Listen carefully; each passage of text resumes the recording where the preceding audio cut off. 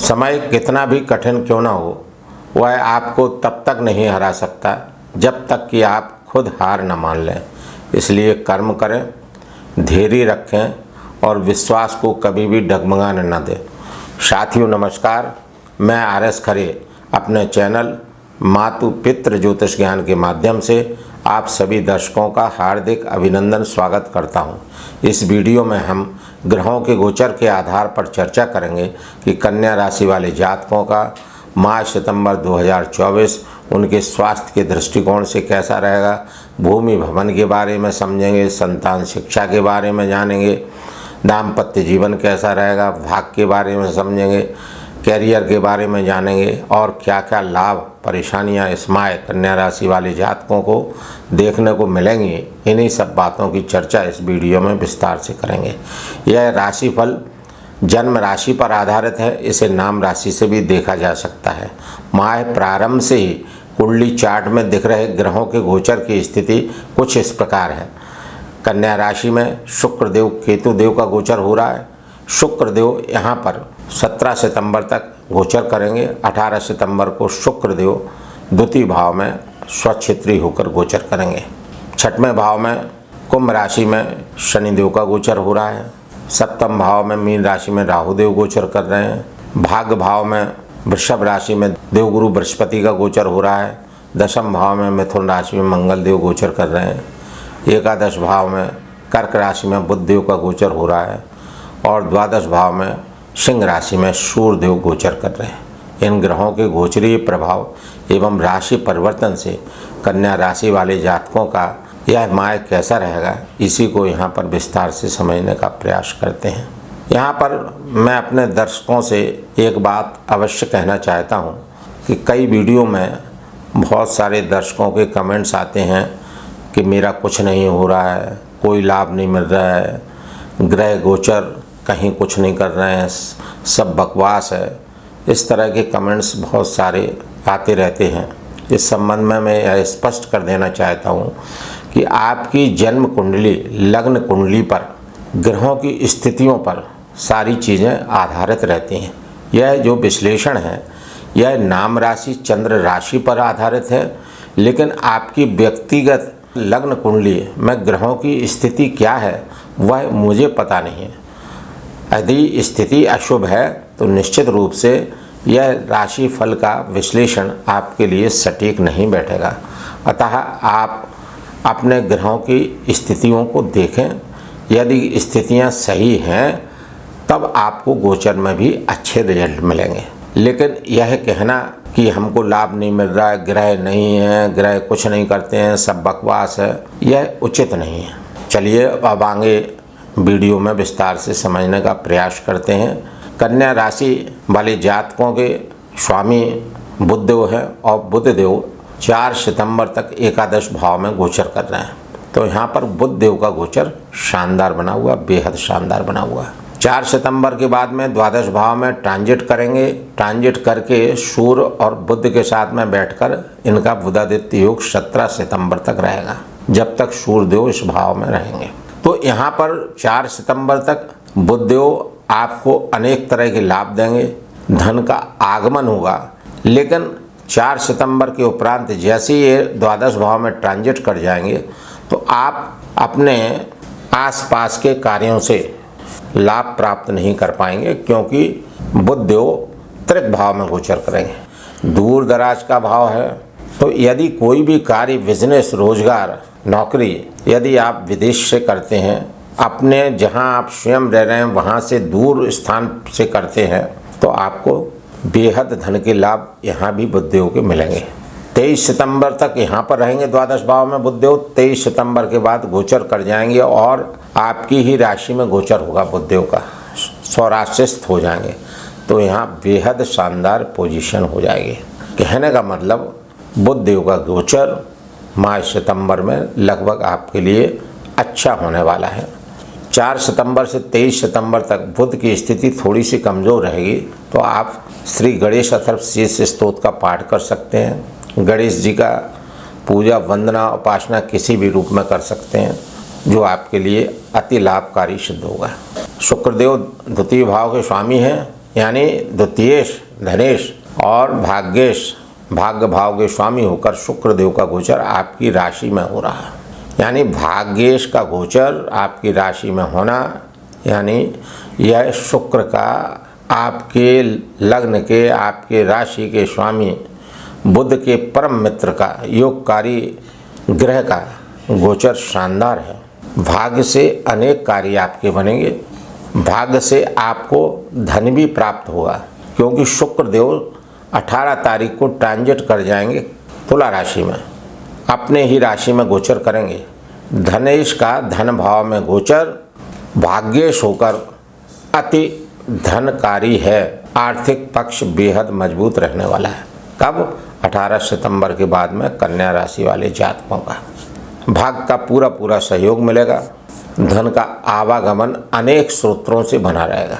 तृतीय भाव के स्वामी मंगल देव है और अष्टम भाव के भी स्वामी है। तृतीय से अष्टमेश होकर मंगल देव दशम भाव में गोचर कर रहे हैं। बेहद शानदार स्थिति मंगल देव की बनी हुई है दशम भाव में।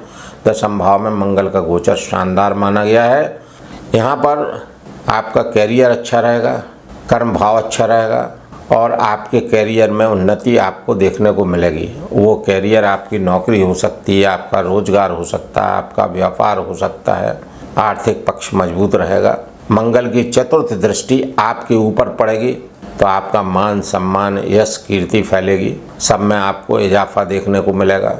मंगल की सप्तम दृष्टि अपने मित्र गुरु के घर पर है तो आपको भूमि भवन के कार्यों से बेहद लाभ होने वाला है। माता का सुख मिलेगा, माता से लाभ प्राप्त होगा, नए वाहन के योग भी बन सकते हैं। अष्टम दृष्टि पंचम भाव पर होने पर संतान पक्ष से आपको लाभ मिलेगा। संतान की शिक्षा अच्छी रहेगी, संतान का स्वास्थ्य अच्छा रहेगा। प्रेम प्रसंग में जो लोग हैं उनका भी प्रेम प्रसंग ठीक रहेगा। जो लोग संतान कंसीव करना चाहते हैं, संतान प्राप्ति के इच्छुक होने, संतान की प्राप्ति होने के भी योग बने हुए हैं। अब चतुर्थ भाव के स्वामी और सप्तम भाव के स्वामी देवगुरु बृहस्पति हैं। चतुर्थेश और सप्तमेश होकर देवगुरु बृहस्पति भाग्य भाव में गोचर कर रहे हैं। देवगुरु बृहस्पति का भाग्य भाव में गोचर बहुत ही शानदार बना हुआ है कन्या राशि वाले जातकों के लिए। इससे क्या है, भूमि भवन के कार्यों में बेहद लाभ मिलेगा।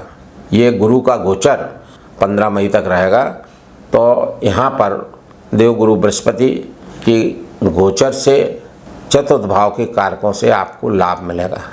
भूमि भवन के कार्य निरंतर बनते रहेंगे। इनकी दृष्टि पंचम भाव पर पड़ेगी जो आपकी खुद की लग्न है, खुद की राशि है। तो देवगुरु बृहस्पति की कृपा से आपका मान सम्मान बढ़ा रहेगा, आप निरोगी रहेंगे, आपका स्वास्थ्य अच्छा रहेगा, आप प्रसन्नचित्त रहेंगे, मानसिक रूप से प्रसन्न रहेंगे, पारिवारिक रूप से प्रसन्न रहेंगे। सप्तम दृष्टि देवगुरु बृहस्पति के अपने मित्र मंगल के घर पर रहेगी और आपके साहस बल पराक्रम में बेतहाशा वृद्धि होगी, क्योंकि देवगुरु बृहस्पति का नक्षत्र वाइज गोचर मृगशिरा नक्षत्र में हो रहा है। मृगशिरा नक्षत्र अच्छा नक्षत्र माना गया है। इसके स्वामी स्वयं मंगल देव हैं। तो मंगल देव के नक्षत्र में देवगुरु बृहस्पति के गोचर का होना और देवगुरु बृहस्पति की सप्तम दृष्टि का होना मंगल के घर पर, यह दर्शाता है कि आपका कार्य, आपका रोजगार बेहद शानदार रहेगा। आप स्मार्ट वर्क करते हुए दिखेंगे। आपके कार्य का विस्तार होगा, कार्य क्षेत्र का बेहद विस्तार होने वाला है, इसमें कोई संदेह नहीं है।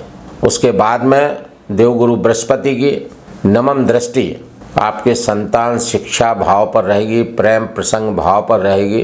तो इसमें इन सब चीज़ों के कारकों से आपको बेहद लाभ देखने को मिलेगा, क्योंकि देवगुरु बृहस्पति की नवम दृष्टि यहाँ पर रहने वाली है। देवगुरु बृहस्पति की दृष्टियाँ अमृत तुल्य होती हैं। जिन भावों पर देवगुरु बृहस्पति अपनी दृष्टि डालते हैं उन भाव के कारकों से बेहद शुभ लाभ प्राप्त होते हैं। उन भाव के कारकों से जातक को उन्नति देखने को मिलती है। अब पंचम भाव के स्वामी शनिदेव हैं। शनिदेव पंचमेश होकर छठवें भाव में गोचर कर रहे हैं।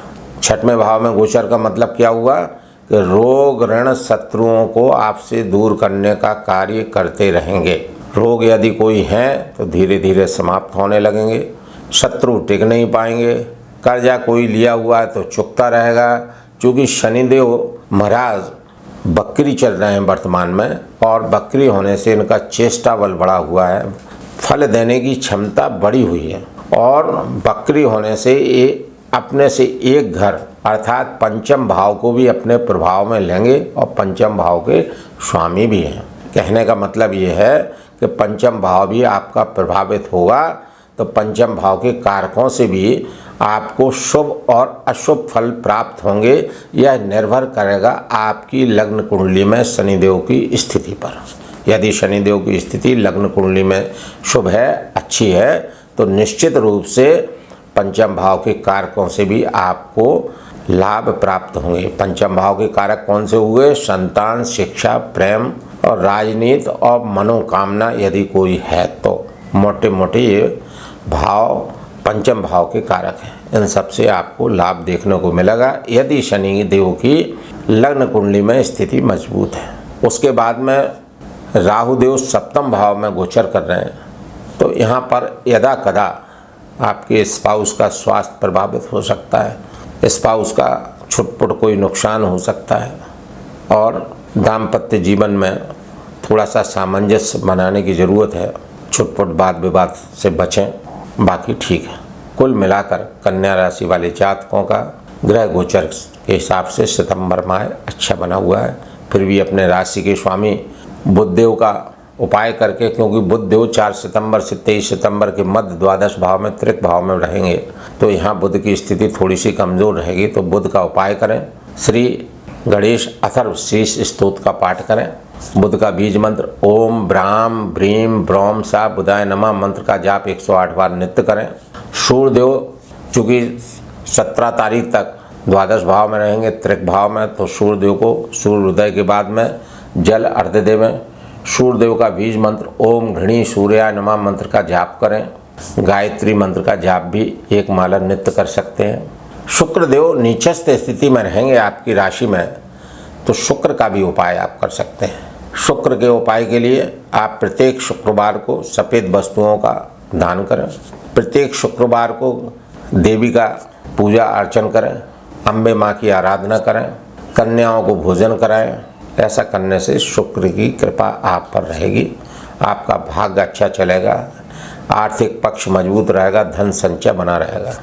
कुल मिलाकर यदि आप लोग बताए गए इन उपायों को करते हैं, तो कन्या राशि वाले जातकों का सितंबर माह और अधिक शुभ फलकारक रहेगा। यदि आप लोगों को मेरा यह वीडियो अच्छा लगा हो, तो कृपया आप अपने मात पित्त ज्योतिष ज्ञान चैनल को लाइक, सब्सक्राइब एवं शेयर करना न भूलें।